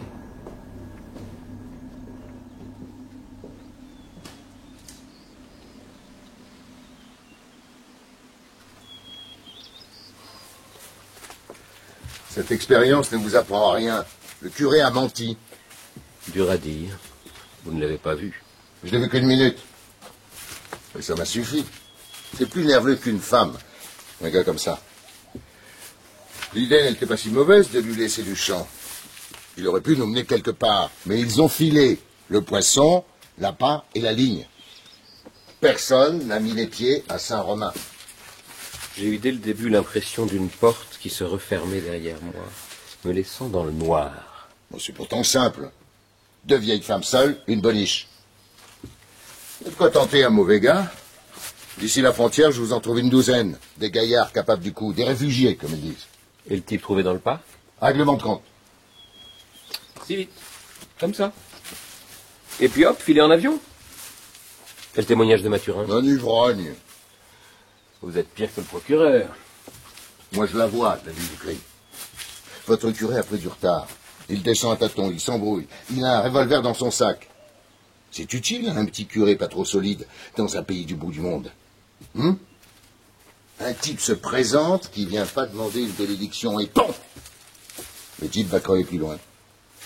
Le curé retrouve son chemin. Il comprend que le type a déjà fait un seul coup, il donne l'alerte. Idiot. Complètement idiot. Et Mathurin, qui a vu une fille en caraco? Cet imbécile est idiot tous les jours. Ben, il était sous ce soir-là. Il a eu des visions. Oui. Mathurin a eu des visions, le curé a entendu des voix, et moi j'ai la fièvre. Tiens, on a du nouveau, on dirait. Monsieur le juge, il y a un curé qui veut vous voir d'urgence. Encore un curé? Et tout le diocèse va donc y passer, évêque en tête. Alors je veux qu'on m'adjoigne un docteur en théologie et une douzaine de chanoines. Et ma grippe. Je la soigne quand?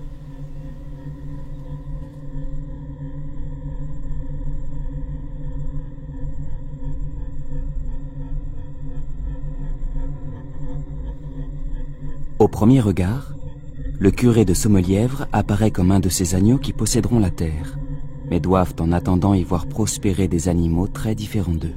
Allons à mon hôtel. À plus tard, Grignol. Je ne suis qu'un simple... Je sais, intermédiaire. Monsieur le curé, si vous avez quelque chose à me dire, dites-le. On m'a parlé d'une femme. Le voiturier Mathurin a parlé d'une femme. C'est un ivrogne. Je l'ignorais. Mais le curé de Mégère... Vous le connaissez? Le curé de Mégère? Non pas. Mais venant de Grenoble par le train ouvrier, il a cru bon de s'arrêter à Saint-Romain. C'est monsieur le curé de Saint-Romain qui m'a renseigné. Il a trouvé son confrère nerveux, inquiet. Le curé de Mégère a toujours l'air nerveux et inquiet. Il s'est plaint. Mais dois-je le dire? Allez-y, mon Dieu. Le curé de Mégère a demandé s'il était vrai que la châtelaine de Mégère avait l'intention de léguer tout son bien au diocèse. Tiens donc. On peut l'entendre, votre confrère de Saint-Romain? C'est qu'il a été appelé à Grenoble. À Grenoble? Et pourquoi pas aux Amériques? Patron! Vous êtes déjà là, vous? Puis tant mieux, Grignol. Vous savez, ils me feront crever. Attendez un peu, patron. Pas le moment de blaguer. La petite bonne est en bas. Philomène. Elle arrive du château. Il paraît que l'autre vieille est morte. La gouvernante. La voiture les conduisit jusqu'à l'entrée du parc. Mais ils durent monter à pied le chemin défoncé par l'hiver et qui éclate sous la poussée d'énormes racines de pin musclées comme des bêtes. Elle avait rien mangé ce matin, ni à midi. Elle était restée dans sa chambre. Quand je suis allée voir, Madame Louise était couchée en travers du lit, les yeux grands ouverts. Rien à faire. Injection massive de morphine, 3 ampoules sur la table de nuit, une 4e dans le lit, sous les cuisses. La morphine? C'était une habituée. Il y a des cas de saturation sournoise. Le système nerveux réagit mal, on force la dose et le cœur s'effondre. Qu'est-ce que vous avez? Ouvrez la fenêtre, inspecteur. Ça va aller. Vous avez une fièvre de cheval, oui. Vous feriez mieux d'aller vous coucher. Oui, mais... Là-bas. Une enveloppe, donnez-la moi. Elle a laissé une lettre. Laissez, je vais la lire. Que la justice n'inquiète personne au sujet de la M. La mort, sans doute. Que je me donne librement. Un mot illisible. Expiation, réparation et expiation. Pour tous. Entre parenthèses, couvent, suicide. Honneur au curé de Mégère. Honneur à ce martyr. Drôle de charabia. Suicide? Pas sûr. Cette lettre, c'est un brouillon. Il est daté de demain. Elle ne pensait pas mourir aujourd'hui.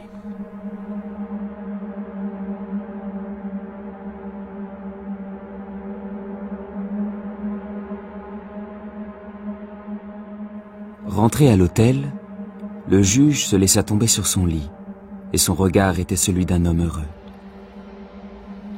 Faites-moi monter du punch, Grignol. Je vais me saouler pour la seconde fois de ma vie. Et avant, passez-moi le thermomètre, là dans mon sac. J'ai donné rendez-vous ce soir à l'héritière. 39,8. Ces thermomètres allemands sont épatants. L'héritière. Ouvrons l'œil. Bien sûr, elle n'a quitté Châteauroux qu'avant-hier. Sale innocente. Est-ce que vous rêvez, Grignol? Non, patron. Parce que moi, je fais de ces rêves dont la vraisemblance semble se prolonger au-delà du sommeil, prendre place dans les souvenirs, appartenir au passé, réellement. Mais si vous ne rêvez pas, vous ne pouvez pas comprendre. Vous avez besoin de repos, patron. Je n'ai jamais été aussi lucide. Quel dommage qu'un métier comme le nôtre fasse une part si médiocre à l'inspiration. Il y a en moi un respect humain, une pudeur, qui me retient d'utiliser mes rêves comme des pistes à suivre. Pourtant, dans le sommeil, le cerveau travaille sans préjugés, capable de toutes les audaces. Laissez-moi seul, Grignol. Et si l'héritière est en bas, ne la faites pas monter tout de suite. J'ai besoin de réfléchir.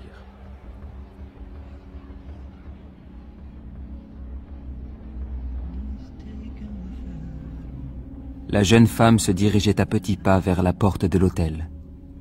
Derrière la voilette, Grignol distinguait à peine son regard. Je venais voir monsieur le juge. Il est malade.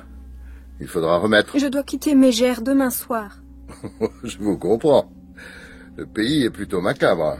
Monsieur, chez nous non plus ce n'est pas gai. Elle glissa doucement une main gantée de noir sur son front et découvrit un visage plus spirituel qu'on eût pu l'attendre d'une provinciale dévote.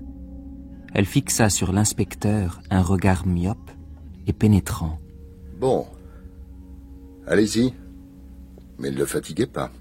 Monsieur, ai-je l'air d'une personne qui fatigue les gens? Grignol s'assit philosophiquement sur une marche et commença de repasser avec méthode le pli de son pantalon, en tâchant de rêver aussi fort que le juge. Le temps s'écoula sans qu'il y prit garde. Vous devriez monter, monsieur. Il a beaucoup de fièvre. Il ne sait plus vraiment ce qu'il dit. Qu'est-ce qu'il fait? Il dort. J'ai un peu l'expérience des malades. Quand il se réveillera, donnez-lui de l'aspirine, voilà tout. En deux bonds, Grignol fut en haut de l'escalier. C'est vous, Grignol? Restez une minute. Je me sens de mieux en mieux, mais pas capable de joindre deux idées ensemble. Ça colle au cerveau comme du caramel mou. Curieuse fille, hein? Vous pouvez le dire. Satané rêve. Il y a des ressemblances extraordinaires. J'ai eu l'impression de reprendre avec une créature de chair et d'os une conversation entamée cette nuit avec un personnage imaginaire. La photo, Grignol. De 12 à 30 ans, une fille peut changer. Où est la photo? Il n'y a pas de photo, patron.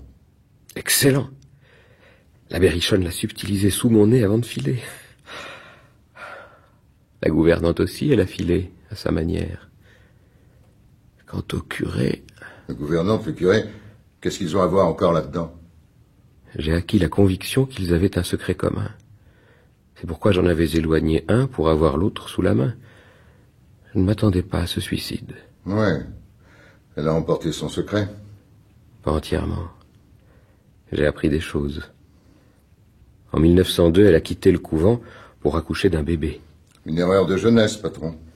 Gouvernante à Mâcon, institutrice à Quimper, gérante d'une pension de famille à Brest.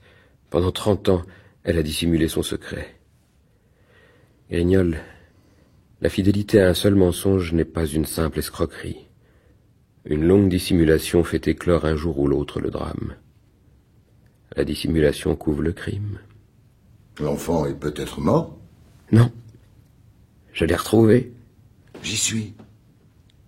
C'est le curé de Mégère. Non, Grignol. J'y ai pensé, mais le bébé était une fille. Alors, l'héritière? Non. Rien de ce côté-là. Mais la photographie... Cette pensionnaire de 12 ans avec une natte sur l'épaule, une grimace des lèvres, un regard... J'avais disposé la photo bien en vue, le temps de perdre connaissance, et je ne la retrouve plus, ni la demoiselle. Qu'est-ce que vous dites de ça? Je dis que vous avez de la fièvre, patron. Le curé de Mégère aussi, il avait de la fièvre. Ça ne l'a pas empêché de courir, hein? Un homme supérieur, qui détale comme un lièvre, mais patience. Je lui ai mis un rabatteur aux fesses. L'enfant de cœur. Bon, vous vous trouvez supérieur à un kidam en soutane que je trouve douteux, et vous espérez tenir de lui le secret de la gouvernante. Et ce secret vous donnerait la clé du crime. Moi, je regarde ailleurs. J'ai un peu parlé avec l'héritière. Je ne me vante pas d'être malin, mais je connais la femme. Eh bien, je vous fiche mon billet qu'il y a un homme là-dessous, et que la demoiselle est en main. Vous voyez ça tout de suite, vous? Sans hésiter. Une amoureuse. Voilà ce qu'elle est. C'est tout sucre et tout miel, cette femme-là. Un vrai régal pour connaisseurs. Tenez, patron, sans blague. C'est presque trop bien pour un homme. Qu'est-ce que vous dites? Grignol, j'ai compris. La photo. La photo. Le juge se dressait sur son lit. Il tourna entre ses dents une langue épaisse d'un rouge sombre et tomba en syncope.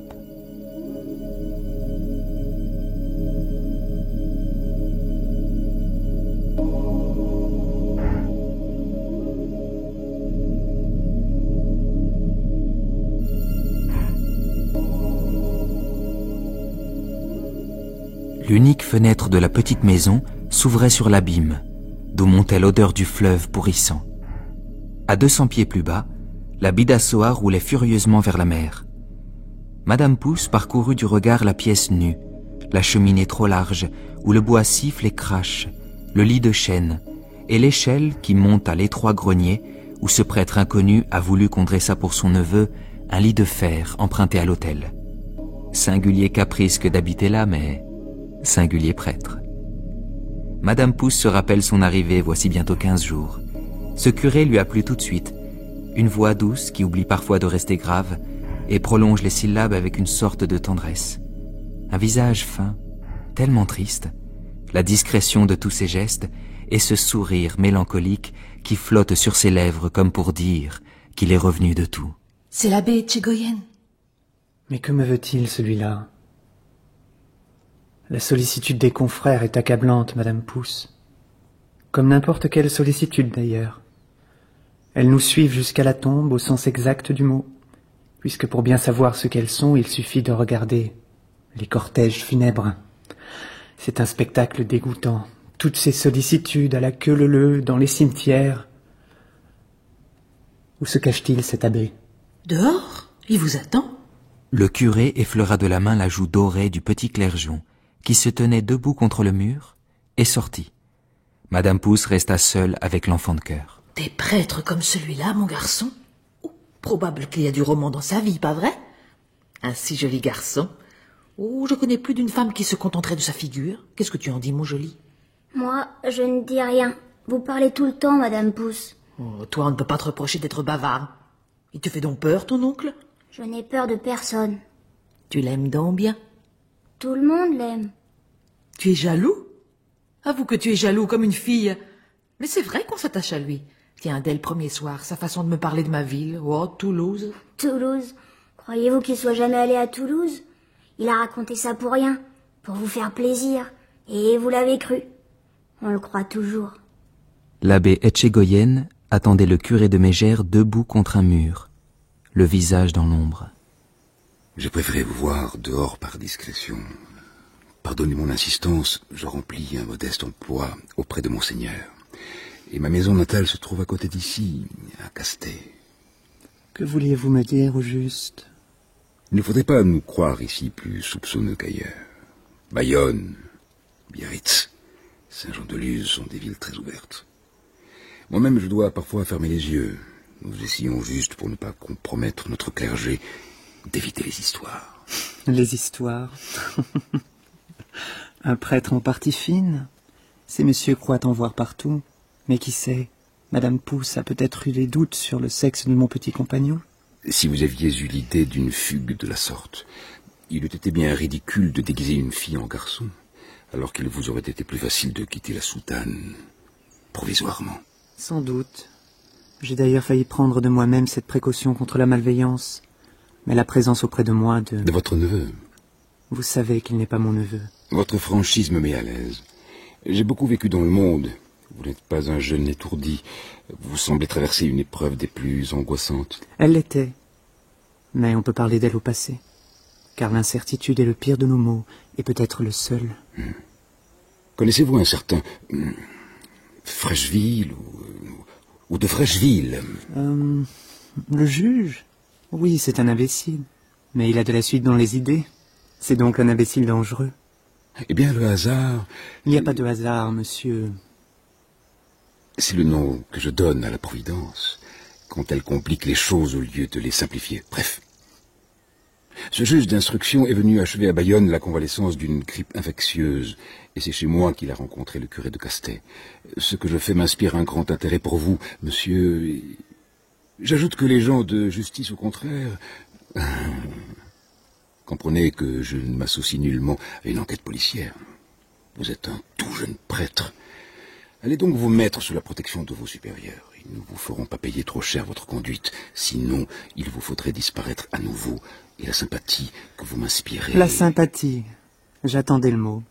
Vous l'avez senti naître en vous dès le premier regard, n'est-ce pas? J'éveille la sympathie. Quelle expression ignoble. Je pense l'avoir éveillée dès le berceau. Et j'ai subi cette fatalité. Mieux vaut que nous en restions là, vous et moi. Je vois que vous vous trouvez en ce moment à l'extrême limite de vos forces. Dites à monsieur Frècheville que je suis à sa disposition.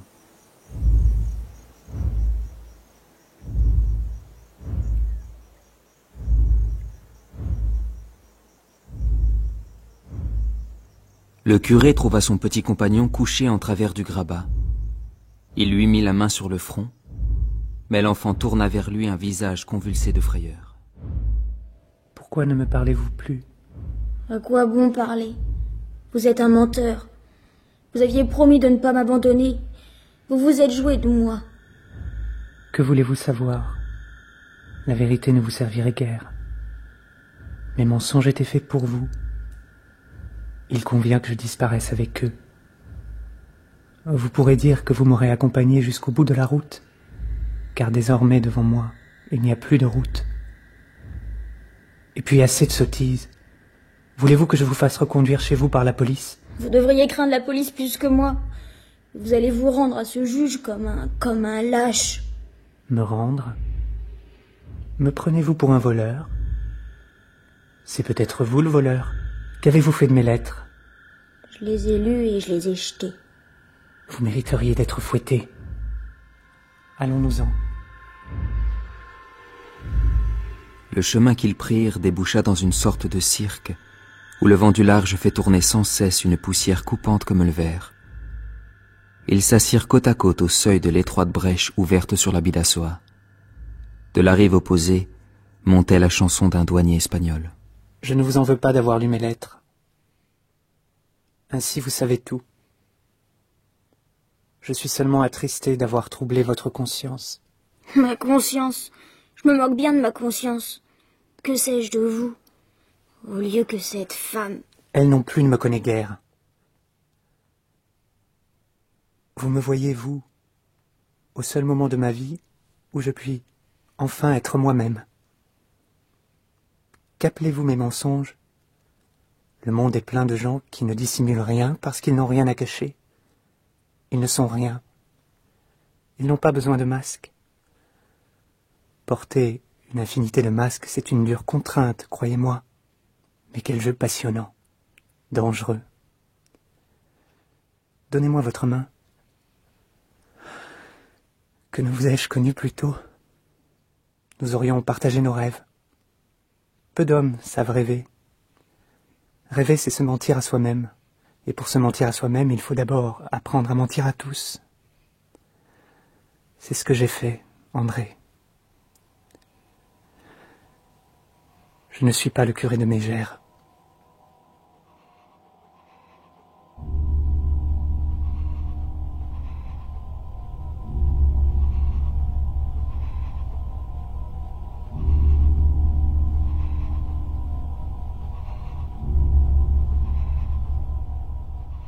La voyageuse était arrivée à la gare à 2 heures du matin, une heure où les sages deviennent fous, mais où les fous deviennent rarement sages. À l'ouverture du buffet, elle avait demandé un café et de quoi écrire.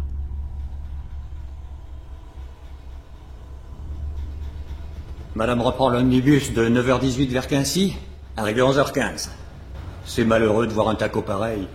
De Bayonne ici, 4 heures, 4 et 2 font 6. 6 heures pour 180 km. Vous parlez d'une moyenne. Les gars du Tour de France font mieux. Pain beurre ou croissant? Rien du tout, café noir. Si madame voulait... Mon ami, fichez-moi la paix. La voyageuse commença d'écrire. Pour mademoiselle Évangéline Sourisset, Châteauroux. Mon ami, je ne vous verrai plus. Je me souviens de notre première rencontre dans cette petite chapelle de nonnes. Vous aviez votre mine grise, votre pauvre sourire bêta. En revenant ensemble, nous n'avons pas échangé 10 paroles. Ce n'est pas que vous aimez le silence, mais il vous fascine. Moi je l'aime. Et tout ce que j'aime a sur vous ce pouvoir de fascination. Après moi, il n'y a rien. Votre jeunesse n'aura été que pour moi. Ces longues années d'attente. Désormais, vous n'attendrez plus personne. Il vous faudrait beaucoup plus qu'une vie de femme pour reformer en vous, au profit d'un amant, ce que vous aurez anéanti pour moi. Vous m'avez crainte. Il n'y a pas d'amour sans crainte. Vous me craignez encore, et cette pensée m'est douce. Combien de fois m'avez-vous dit: je ne sais rien de ton passé. Qu'aviez-vous besoin de savoir? Notre sécurité, notre bonheur, étaient au plus profond de ce secret. Appelez le mensonge, que m'importe. Quand nous aurions couru le monde, les sleepings, les palaces, mené la vie errante complice de tant d'amour, cela nous aurait-il plus séparés des hommes que les murs de votre petite maison? Osez dire que nous aurions connu la joie ailleurs que dans cette ville sordide, où vous aviez bâillé 10 ans auprès d'un père dévot entre des prêtres et des nonnes. Oui, rien ne semblait changer à votre ancienne vie, sinon que je la partageais avec vous. Nous étions seuls, d'une solitude miraculeuse, que nous aurions inutilement cherché ailleurs. Car jour et nuit, veillait à notre porte la plus vigilante des sentinelles. Cette fausse image que le monde se faisait de nous. Comme vous aimez le mensonge, me disiez-vous. Oui, j'ai aimé le mensonge, et il me l'a bien rendu. Le mensonge m'a donné la seule liberté dont je pouvais jouir sans contrainte. Seulement il finit par me tuer. Il me tue. J'ai su votre trahison dès le premier jour, ma chérie.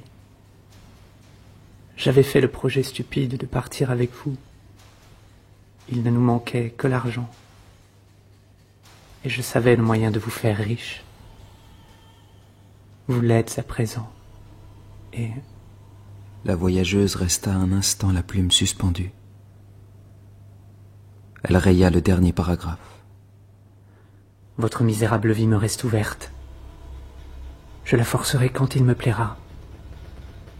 Vous êtes demeurée la petite dévote surnoise empoisonnée de silence et de solitude qui allait chaque jeudi après la messe porter au petit Berrichon sa ridicule petite annonce. Orpheline vivant seule, demande compagne, excellente éducation, bonne famille catholique, artiste, physique agréable, pour existence commune, indemnité convenable. Votre naïveté ne soupçonnait même pas l'équivoque de la proposition. Mais surtout, apprenez que votre existence m'était déjà connue. Je savais tout de vous, et j'avais résolu de vous approcher coûte que coûte. Pourquoi ? Parce que je vous savais seul, faible, une proie facile, et l'héritière probable d'une châtelaine octogénaire. Une proie, rien qu'une proie. C'est pourquoi vous auriez tort de vous prévaloir de mon amour ou de mon amitié. Même auprès de cet amant que vous vous êtes trouvé. Ce serait inutile et dangereux, ma chérie. Je suis une aventurière. Excellente éducation, bonne famille. Elle est jolie, ma famille. Je n'ai pas de père, et je suis fille d'une religieuse défroquée. Pas mal, non ? Vous me jugez perfide. Mais je n'ai jamais fait que ce qui m'a plu dans le moment où ça m'a plu. Ma chère enfant, vous recevrez d'ici quelques jours la visite d'un très jeune homme auquel je m'intéresse beaucoup. Soyez généreuse avec lui. Ce n'est pas du chantage. Il me plaît juste de laisser dans votre vie un être si semblable à moi, d'une race si proche de la mienne, que je l'ai reconnu du premier coup. Moi, j'entrerai dans la mort sous un faux visage et sous un faux nom. Madame qui veut qu'on lui fiche la paix va rater son train. Ne croyez pas ça.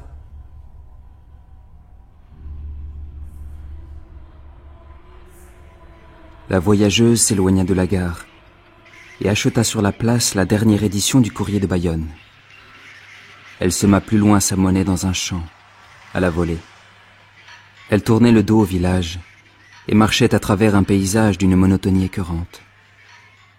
Elle regarda l'heure puis détacha sa montre de son poignet et la jeta dans les broussailles, au loin. Elle retrouva la ligne de chemin de fer qu'elle avait longée sans la voir et s'assit sur le remblai. Les images lui revenaient comme des bêtes si vivantes qu'elle eût cru pouvoir les repousser de la main. Elle revoyait sa triste enfance, les visages haïs de ses nombreuses nourrices, car sa mère errait de place en place, poursuivie par la crainte maladive d'être démasquée. Cette crainte était devenue une véritable obsession. De la foi qu'elle avait perdue, la défroquée n'avait gardé que le goût des foyers catholiques et une grande méfiance à l'égard des impies et des malpensants. Elle voulait garder le silence sur son passé, mais toujours, une force la poussait à faire une confidence de trop. Alors elle demandait son compte et s'enfuyait, traînant à sa suite la petite fille, son remords vivant. Après avoir connu 20 foyers de hasard, des maisons paysannes où sa mère allait la visiter en grand mystère, la petite fille qui grandissait dut courir encore d'école en école. L'ancienne religieuse se résolut un jour à placer la jeune fille en pension et entra à cette époque au service de la vieille dame de Mégère. Mégère. Le meurtre de la vieille dame n'avait pas été prémédité, ou si peu.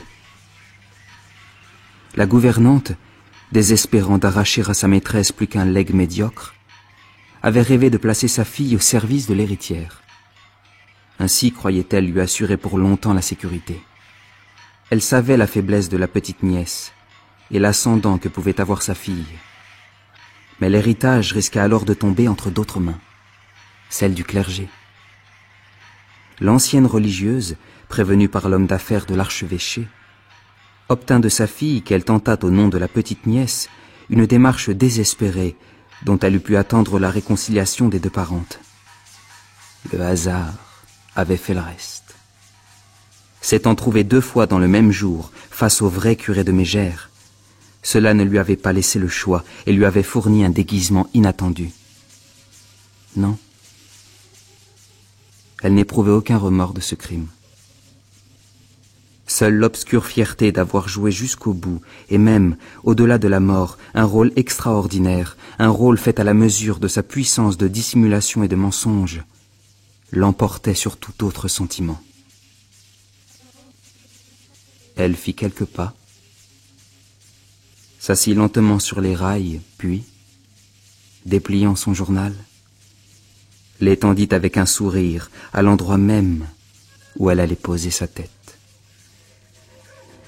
Et sa joue se posa comme d'elle-même sur le titre d'un fait divers, dont les lecteurs du courrier de Bayonne prenaient sans doute connaissance à la même heure. Accident, crime ou suicide. On a retrouvé hier dans la Bidassoa le cadavre défiguré d'un jeune garçon d'une 15aine d'années que le courant a sans doute roulé sur une grande distance et dont on désespère de pouvoir établir l'identité.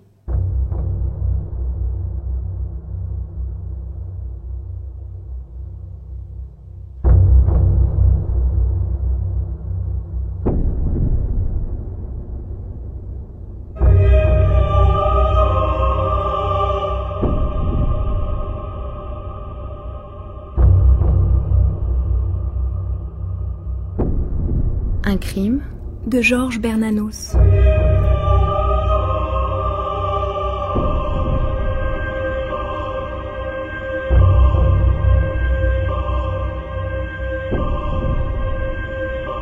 Jonathan Capdevielle, Nicolas Gonzalez, Bernadette Le Sachet, Paul Barge, Marie-Bénédicte Roy, Luce Mouchel, Charles Gonzalez, Olivier Claverie, Jean-Marie Gallet, Pierre-Yves Desmonceaux, Michel Derville, Laetitia Angot, Camille Garcia, Aliciane Schmitz, Jean-François Labouvry.